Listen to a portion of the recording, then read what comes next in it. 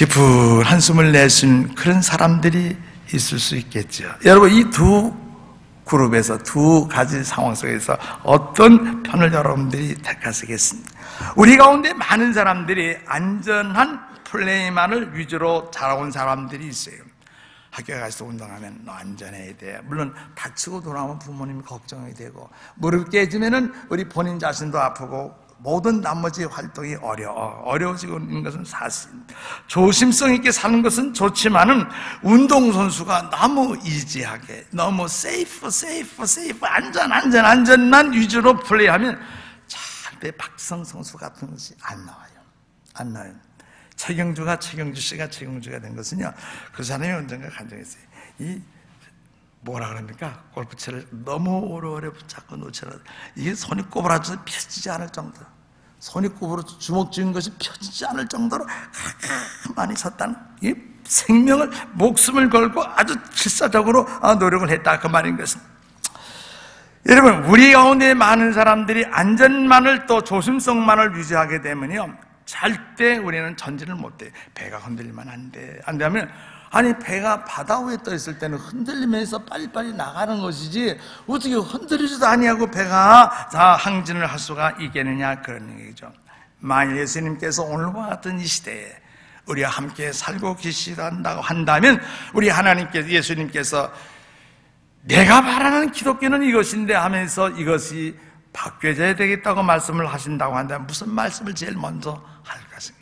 주님이 말씀하시고 가셨던 그때와 같이 마지막 때가 되면은 믿는 자를 보겠느냐 한 그대로, 믿음이 있는 세대가 될 텐데 이 세대는 과연 믿음이 사라졌구나, 이렇게 말씀하실지도 모르는 것입니다.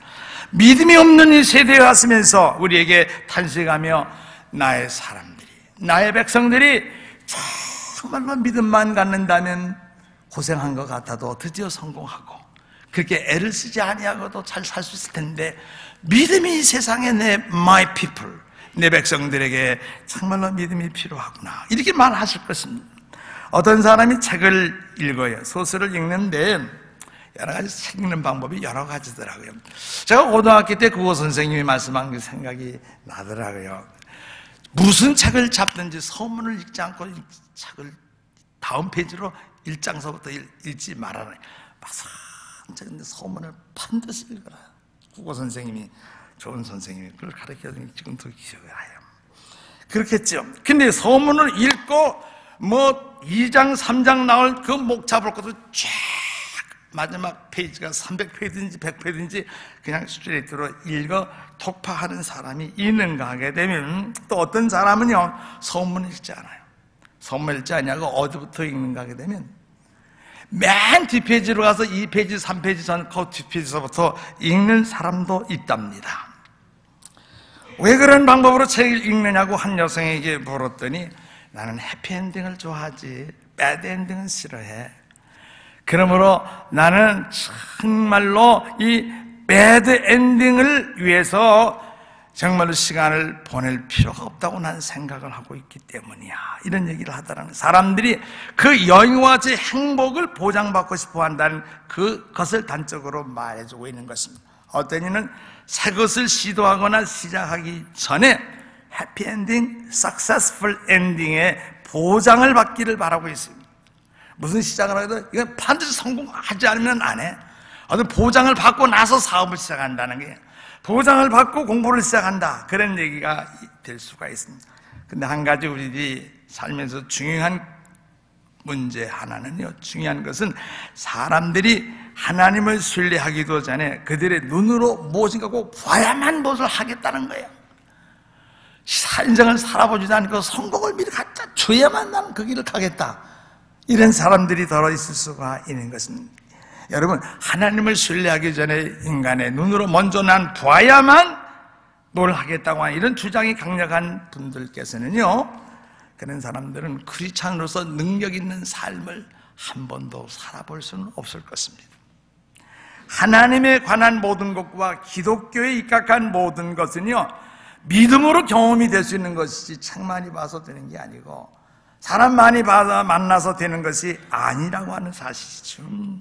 오로지 믿음으로 경험될 수가 있는, 하나님을 믿음으로 경험하는 거예요. 믿으면 하나님이 얼마나 놀라우신 분인 것을 알게 되는 거예요. 히브리서 11장 1절 보면 믿음은 바라는 것들의 실상, 본질이요, substance, 그리고 보이지 않는 것들의 증거라고 말합니다. 근데 영어 성경도 여러 종류인데 Amplified Version이라고 하는 그 응용 성경 그 책에는 그런 말을 했어요. 믿음은 바라는 것들의 문서다, assurance, 또는 타이틀 디드. 부동산 가지고 있는 분들은 다 아시죠. 변호사 앞에 왔다 갔다 하시는 분들, 이 타이틀 디드가 이 등기 문서입니다.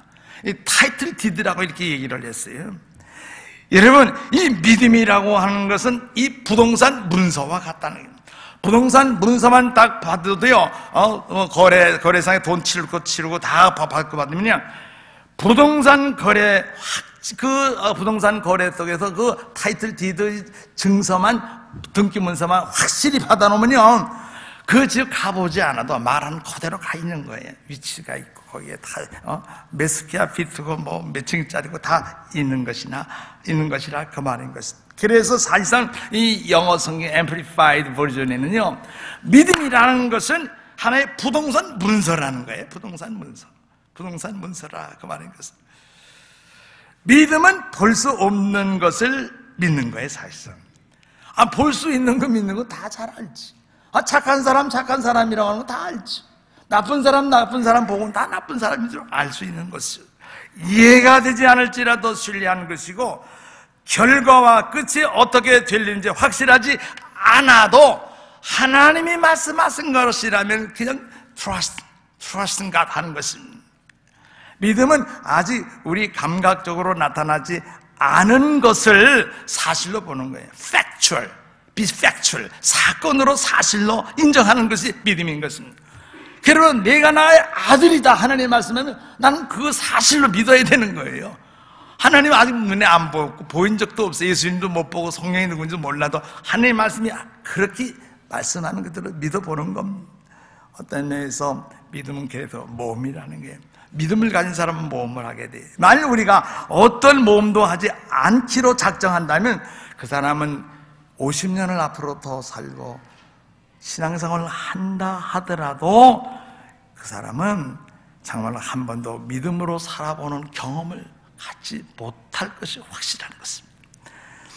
사실은 가만히 따지고 알고 보면은 여러분이나 나는 사실 날마다 모험 속에서 살고 있어요. 리스크, 모험 속에서 살고 있다. 다시 말하면 우리 인간은 예수를 믿든지 안 믿든지 다 탐험가와 같은 삶을 살아요. 탐험가, adventure.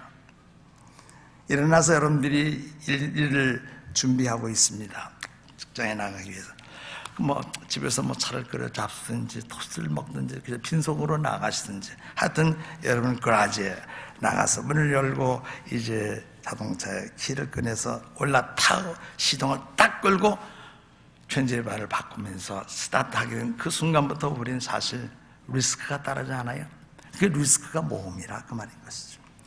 여러분이 일터에 도착하기 전에 하루아침에 한낮에 한밤에도 수많은 사람이 그날 입고 갔던 옷을 입고 돌아오지 못하고, 그날 신고 나갔던 신발을 집에서 벗지 못하고 병원에 가서 벗는 사람들, 길바닥에서 벗겨지는 사람들이 비일비재하다는 사실을 우리들이 알고 있는 것이죠.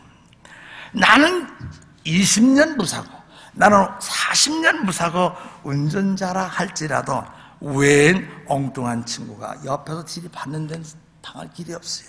뒤에서 와서 그냥 못 본 듯이 그냥 들이미친 듯이 뒤에받는 데는 어찌할 도리가 없다 그 말인 거예요. 이런 사고에 우리가 휩쓸릴지 누가 아느냐 그 말인 것입니다. 여러분들이 사실 오늘 교회에 오시는 것도 버스를 타시든지 서브웨이를 타시든지 여러분들이 자기 차를 타시든지 걷는 것도 마찬가지예요. 노상에서 자동차들이 사고 나서 뒤쳐 올라오는 것도 있지 않습니까?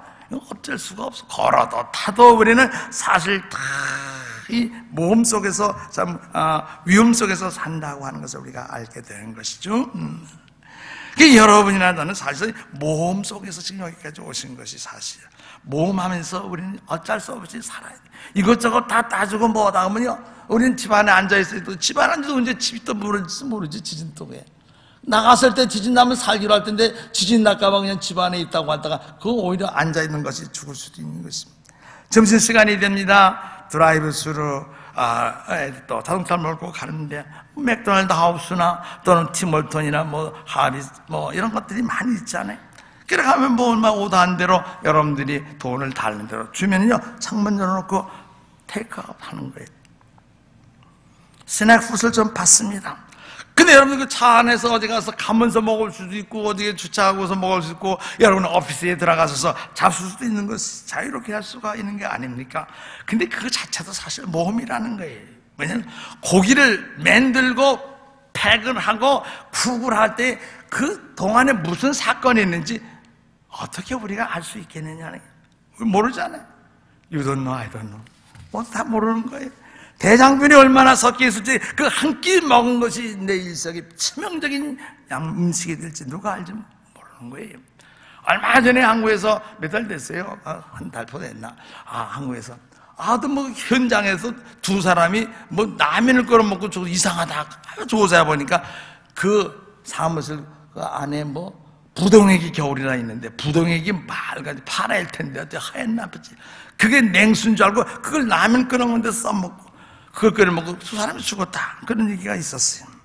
자, 이런 일이 생길지 안 생길지 알 수가 없어요. 저도 어제 바이타민을 하나 먹었어요. 종합 비타민을.